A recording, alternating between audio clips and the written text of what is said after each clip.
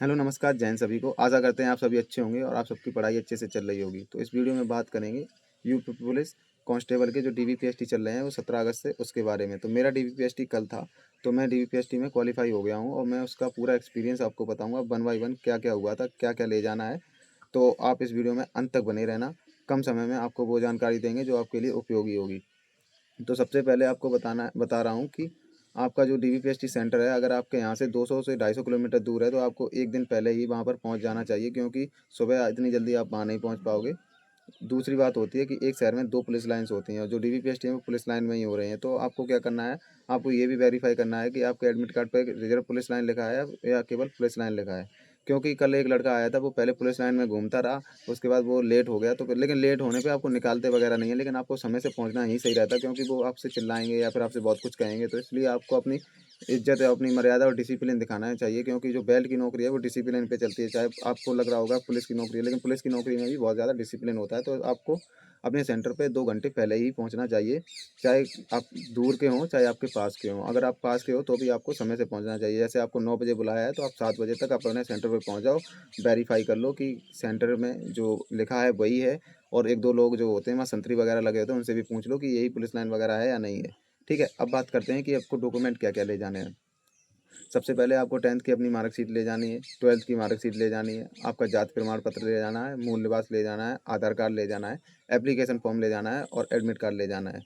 ये सारे आपके पास ओरिजिनल होने चाहिए और इनकी एक-एक फ़ोटोकॉपी ले जानी है सारे डॉक्यूमेंट्स की। हो सके तो 2-2 फ़ोटोकॉपी करवा लो, क्योंकि ऐसा कुछ भी नहीं है कि माँगते तो एक ही हैं, लेकिन आपके पास एक्स्ट्रा होगी तो आपको फ़ायदा रहेगा, कभी कोई ज़रूरत पड़ गई।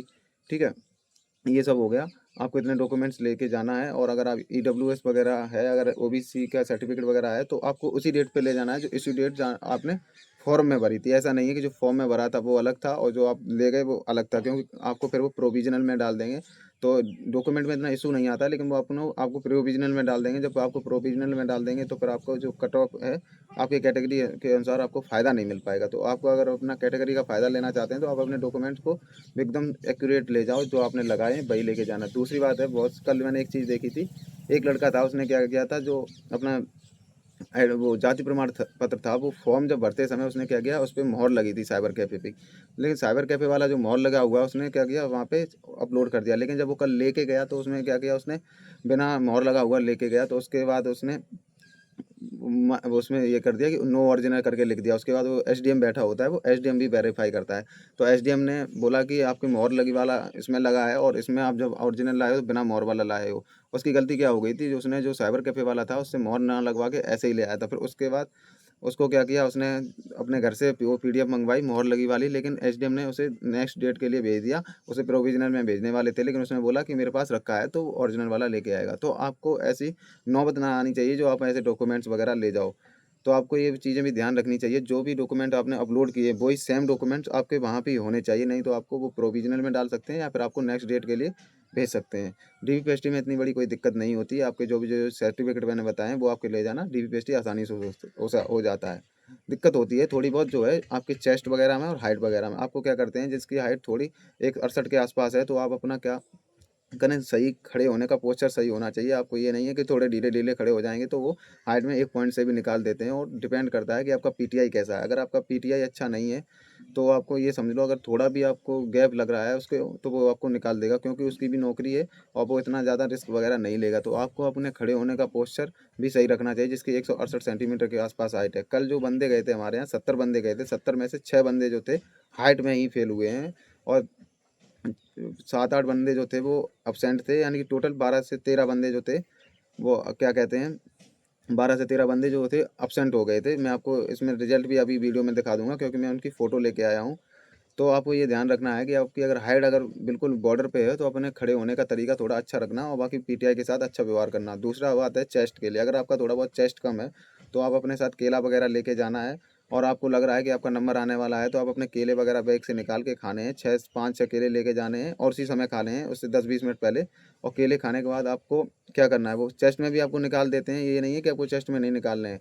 तो मैं आपको बताऊंगा, उसकी सबसे बढ़िया टेक्निक यही है, आपको केले खाने हैं, उसके बाद आपको पानी पीना है, क्योंकि और उसके बाद कम से कम 50 से 60 पुशअप भी लगानी है। साइड में जगह होती है तो आप पुशअप वगैरह लगा सकते हो, जिससे वो मौका भी देते हैं आपको, 3 से 4 बार आपको चेस्ट नापने का मौका भी देते हैं, अगर आपको उसे लग रहा है कि आपका हो सकता है। और चेस्ट में भी आपको निकाल सकते हैं, तो इसलिए आपको चेस्ट के लिए पुशअप वगैरह लगानी है और आपका चेस्ट भी पूरा हो जाएगा। ये चीज़ें तो हो गई आपकी कि फिजिकल में जो डीवीपीएसटी होता है उसके बारे में। अब बात करते हैं कि वो डीवीपीएसटी करते कैसे-कैसे हैं, क्या-क्या प्रोसेस होती है। सबसे पहले वो आपके डॉक्यूमेंट्स वगैरह चेक करेंगे, उसके बाद आपको आपको क्या करेंगे, उसके डीपीएसटी वाले जो पीटीआई होता है उसके पास भेज देंगे, वो आपका चेक कर लेगा। अब ये तो सब हो गया। अब बात करते हैं कि वहाँ पे कितने लोग थे जो फेल हुए हैं, कितना एवरेज बन रहा है हर ज़िले का, तो कितने-कितने डेली के डेली फेल होते हैं, उसका मैंने एक अनुमान लगाया है। वहाँ पे जो लोग थे 70 बुलाए गए थे।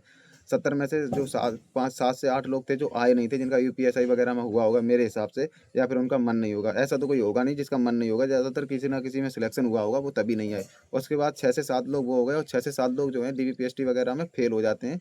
डीवी में कोई फेल नहीं होता, जो पीएसटी होता है उसमें ही फेल होते हैं, चेस्ट और हाइट में।